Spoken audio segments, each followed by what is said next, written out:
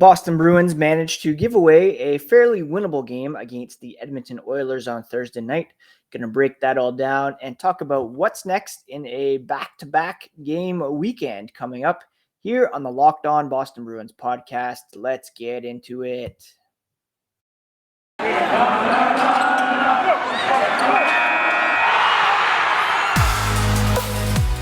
You're Locked On Bruins, your daily podcast on the Boston Bruins. Part of the Locked On Podcast Network, your team every day.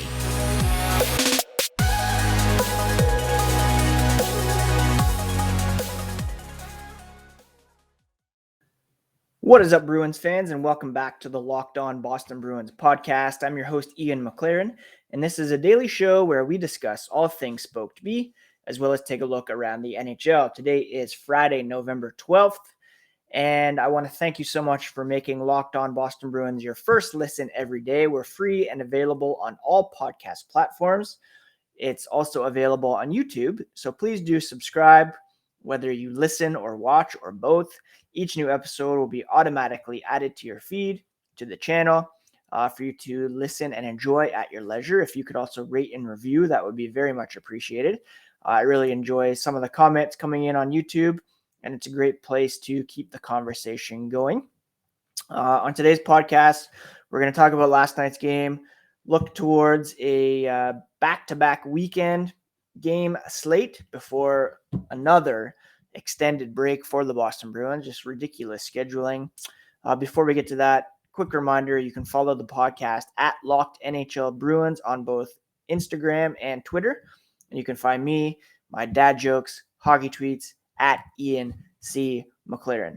Now, last night, the Bruins had a 3-2 lead heading into the third period against Connor McDavid, Leon Draisaitl, and the Edmonton Oilers. They had been up 1-0 and 2-1 previously in the game. They had held those leads for a total of 64 seconds. And as their leads had slipped away earlier in the game, their grip on the result slipped away for good, thanks to some very costly mistakes, some self-inflicted wounds in the third period. The Bruins surrendered 3 goals over the final 20 minutes and fell 5-3 to the Oilers at TD Garden, their first loss on home ice this season.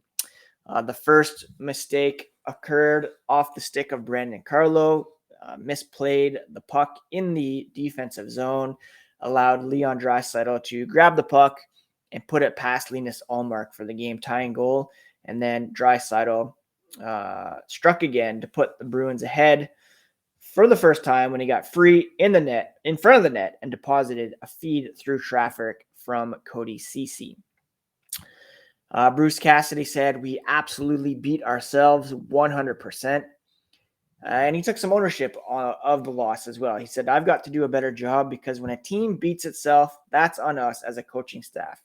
We've got to do a better job getting them ready to play, understanding the details of what it takes to win.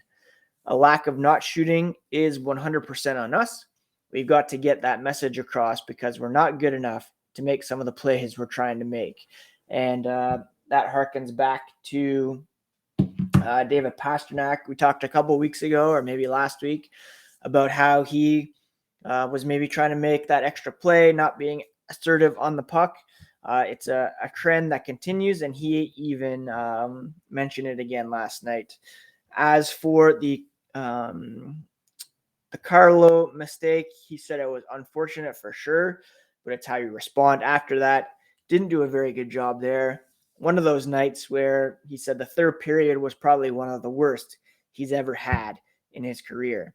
But overall, you got to take it, learn from it. Things just got away from us a little bit, and he didn't respond very well personally, he admitted. But overall, a great learning experience. Take the positives from it. That's all he can do at that point.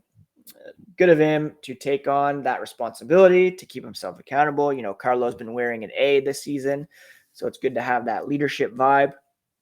And Bruce Cassidy, again, like I said, he took it on himself as well.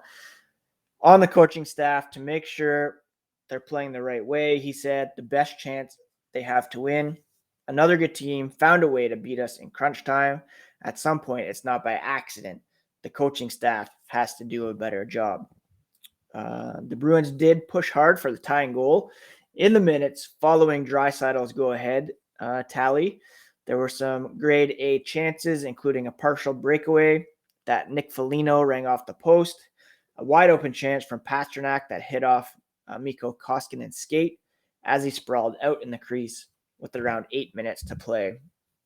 Pastrnak said he saved it with the skates.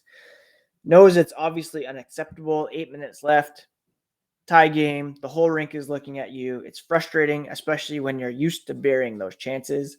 Be patient a little bit and it will pull around, but it's frustrating that he wasn't able to tie the game and hopefully change the outcome. For me, you get one chance, bury it, need to be a little bit more patient around the net and score, especially in times like that. He did score earlier in the game, seemed to have kind of taken the proverbial monkey off his back. But like I said, the Oilers scored, I think 44 seconds after that one, 20 seconds after the second goal. And another miscue cost the Bruins late. They were still pushing for the tying goal, but Connor Clifton turned the puck over in the defensive zone, led to Cody Ceci firing one into the net to give the team a 5-3 lead with 2:19 remaining. Cassidy said, "I'm sure there's games we've won where the other coach said, geez, we beat ourselves, but we're the Bruins. We have some good players, and there's a lot that goes into beating yourselves.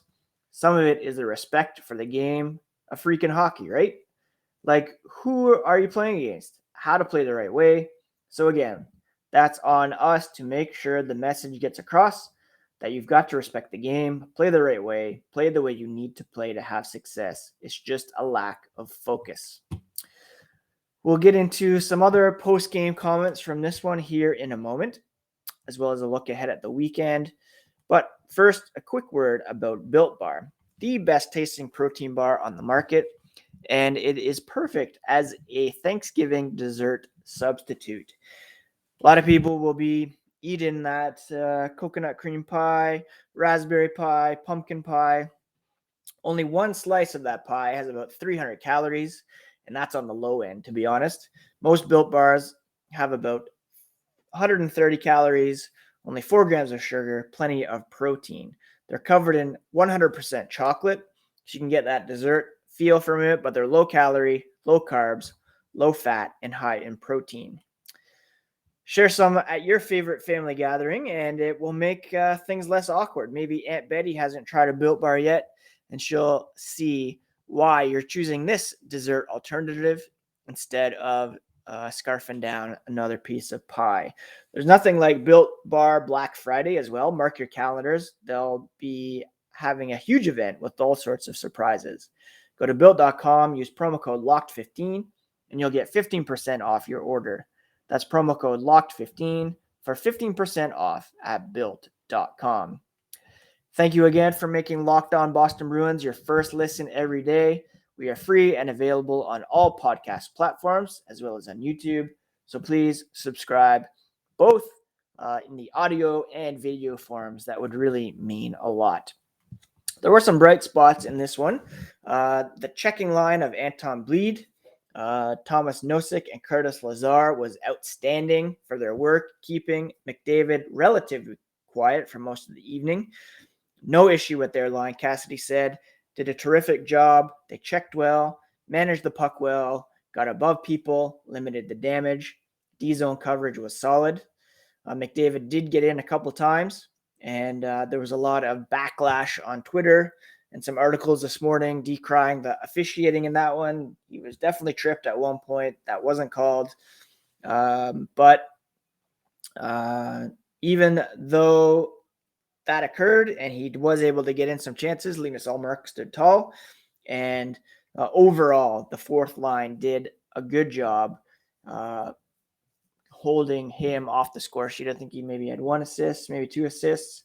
With McDavid, you've really got to guard against trying to stand him up. Got to just take him out of the good ice, lead him outside, Brandon Carlo, I know, fell prey to McDavid's skills, as did Derek Forbort. But overall, a good job keeping him off. But of course, Leon Draisaitl has been right there with McDavid in the scoring races over the past couple seasons, just as capable of putting the puck in the net. And of course, he did twice in the third period to give the Oilers the lead. The middle six is becoming a bit of an issue. Still, secondary scoring eluding the Boston Bruins. It's been the first line that's been doing much of the heavy lifting. And Bruce Cassidy said there are guys who are trying to make plays that aren't there or don't have the ability to make. It's 11 games in now. You don't want to overanalyze. Some of these guys have been in the league for a while. You assume they're going to make plays, but they're not. You have to get that message across that there's different ways to score goals. Not everyone can be Bergeron's line. Not everyone can play like McDavid. The coaching staff has to do better at getting the players to understand what they can be successful at, how they can help the team win. Then the offensive part of that is just going to be a little bit more of a shot mentality. They've tried to address it, but clearly it's fallen on deaf ears. They've got to do a better job messaging that. Definitely in the third, Pastrnak said there was plenty of opportunities. Need to have a shooting mentality. Nick Foligno, like I said, he came back in this one, played on the second line with Taylor Hall and Charlie Coyle. He had 2 shots on goal, as well as that post in the third period, which doesn't count as a shot. A little bit of rust there, but he tried to play the Nick Foligno way, which is a positive. If you look at the Bruins stats, Marchand, Bergeron, Pastrnak, the only Bruins at or even near a double-digit point total so far this season. 6 and 10 for 16 points for Marchand, 5 and 6 for 11 points for Bergeron. Pastrnak with 4 goals, 6 assists for 10 points. And then there's a real drop-off there. Taylor Hall has 7 points through 11 games, as does Charlie McAvoy. Charlie Coyle with 6 points. And then no other forward has more than 3 points. So that's, 5 forwards with more than 3 points on the season. Jake DeBrusk only has 2 goals. Lazar, 2 assists. So it's a real no man's land beyond the first line, with Coyle and Hall kind of chipping in as well. Craig Smith has been all zero so far with a -7 rating. I know that's not a huge indicator necessarily in today's climate, but still not great at all. And so these guys really need to start getting going in order to give the Bruins a chance to win. I've said on the podcast before that the Bruins underlying numbers are encouraging. 5-on-5, they're second in the NHL with a 55.4 Corsi rating. So that's shot attempt differential. In terms of expected goals, 5-on-5, the Bruins are third at 55.43. But when it comes to actual shooting percentage, 5-on-5, they rank 30th, 5.59. So hopefully the Bruins can turn that around over the weekend. They have 2 games on tap, one against the New Jersey Devils on the road, 1 p.m. start on Saturday afternoon, and then they return home for a game against the rival Montreal Canadiens, who they haven't played in some time. The Devils are off to a pretty good start, actually, even though they've been without star center Jack Hughes. They are 7-3-2 for a .667 point percentage, +4 goal differential. That compares with the Bruins, who are 6-5, .545 point percentage, -2 goal differential. So that's not going to be an easy game.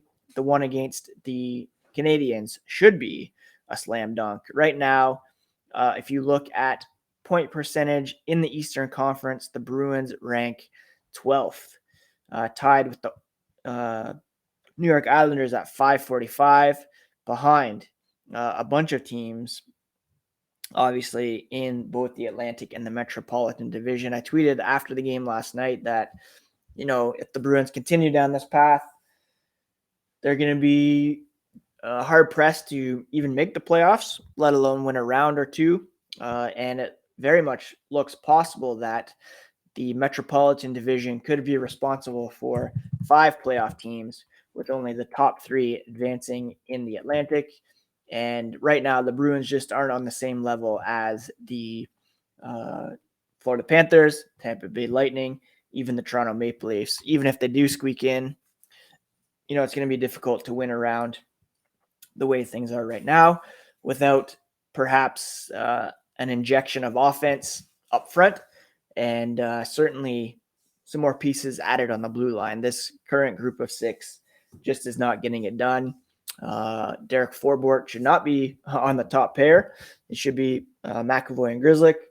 Connor Clifton, I don't think, can do heavy lifting over 82 games. And, Carlo admittedly has to be better, although he's been pretty solid so far. I'll give him perhaps a pass for last night's game, but it can't happen regularly, to be sure. So the Bruins, 2 games coming up on the weekend: Saturday afternoon in New Jersey, Sunday night against Montreal. That will be must watch. And then they have 5 full days off before playing next Saturday. So not fun to have a whole week of podcasts without games to talk about, although we'll talk about the Sunday game on Monday's podcast for sure, and I'll hopefully get some guests to jump on the podcast to chat about the Bruins season thus far. Before we get to some news and notes from around the NHL, quick word about BetOnline. They're back and better than ever with a new web interface for the start of hockey and basketball. They have more props, odds, and lines than ever before. They're your number one spot for all football action this season as well. Head to their new updated desktop or mobile site to sign up today and receive a 50% welcome bonus on your first deposit. Use promo code LOCKEDON to receive that bonus. From basketball, hockey, football, baseball, boxing, and UFC, right to your favorite Vegas casino games, don't wait to take advantage of all the amazing offers available at BetOnline, the fastest and easiest way to bet on all your favorite sports. What's going on around the NHL? Well, they were talking about Tuukka Rask last night on TSN's Insider Trading. Chris Johnston reporting, as we all know, Rask has been working out at the Bruins training facility. He remains without a contract as he works towards returning from off-season hip surgery. His agent told Johnston his goal is to get healthy and return to play as soon as possible, perhaps by January. There's also word that he could be in line to play for Finland at the Olympics as a way of getting back into game shape. I would assume that UC Saros will be the starter for them, of course, but he could be certainly a backup. He's indicated that he's willing to play for the Bruins at less money, and Jeremy Swayman would be sent down to the AHL if that were indeed the case. What else is going on around the NHL? Troy Terry, if you're not on him in your fantasy league, you're missing out. He is on a 13-game point streak after the Ducks beat Seattle last night 7-4, a very surprising team. The Colorado Avalanche defenseman Bowen Byram left the game after taking an elbow to the face from Canucks center Bo Horvat. I mentioned that because Samuel Girard is potentially available in Colorado, in part because of the play of Byram. If he's injured for any period of time, that would take Girard off the market for the time being. And, that would be a very attractive trade target for the Boston Bruins for sure. What else is going on? Rick Nash will become the first player in Blue Jackets history to have his number retired in an on-ice ceremony before the March 5th game against our Boston Bruins. He, of course, had a brief stint. I very much wish he had remained healthy, and very well deserved for number 61. He was a great player, especially for the Columbus Blue Jackets. The latest on the Blackhawks situation: lawyers representing the team sent a letter to Kyle Beach's attorney requesting mediation. in their lawsuit settlement negotiations. In the letter, the club's lawyers called Beach's initial demand extraordinary. Beach's lawyers replied the Blackhawks did not make a counter offer. They are also seemingly willing to pay for therapy for John Doe too in this situation, but they need full documentation about how his trauma affected him, which seems a little unfair. So just do the right thing, Chicago. Like, it shouldn't be this hard. Finally, the Ottawa Senators have a 9th player in COVID-19 protocol. They played the Bruins the other night, but it looks like the Bruins emerged from that unscathed, and which is great to see for sure that the Bruins weren't affected by that, and hopefully the Senators can get back to full health sooner than later. Again, credit to the Bruins last night for the Colby Cave memorial prior to the game, where Emily came out after a video tribute for Colby. She dropped the puck. A very emotional ceremony. She hugged both Bergeron and McDavid a couple times before and after the puck drop. Each Bruins player offered her a hug before she left the ice, which was very nice to see. A very long hug from Brad Marchand, who was clearly overcome by emotion, and our continued support for Emily for the Colby Cave Memorial Fund. She was on Nesson on Sportsnet talking about the fund. Please do look it up and see how you can help with those mental health initiatives and helping underprivileged kids learn to play the game and get the equipment they need to do so. That's it for today's episode. Of course, again, 2 games on tap this weekend, so please do follow at Locked NHL Bruins or at Ian C. McLaren to follow along there. All the latest in terms of lineup news and potential changes or any breaking news. I will post a video on YouTube as well. Please do subscribe if you haven't already.